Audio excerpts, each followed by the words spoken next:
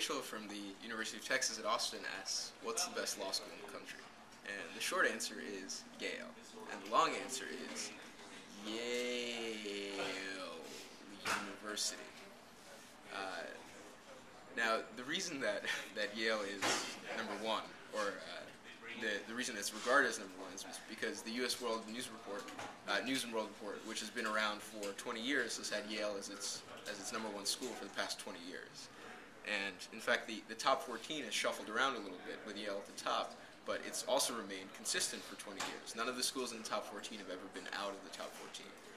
And they are in alphabetical order: Columbia, Cornell, Duke, Georgetown, Harvard, NYU, Northwestern, Stanford, UC Berkeley, U Chicago, U Michigan, U Penn, UVA, and Yale, of course, which was number one.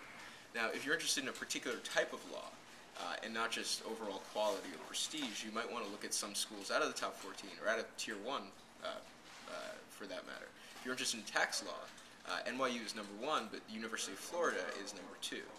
And if you're interested in environmental law, the University of Vermont, or Pace University, or Lewis and Clark University are the top three schools for environmental law, or healthcare law, for example, which will be really important in the coming years. The University of Houston and the University of Maryland are at the top of the rankings for that. So there are plenty of schools that have sort of specialties in specific types of law that are easier for you to get into,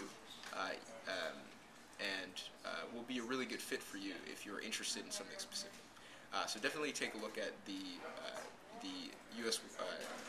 News and World Report rankings if you're just interested in quality, but make sure you're choosing a school that's the right fit for you. So thanks, Rachel, and thanks, guys. Send in more questions.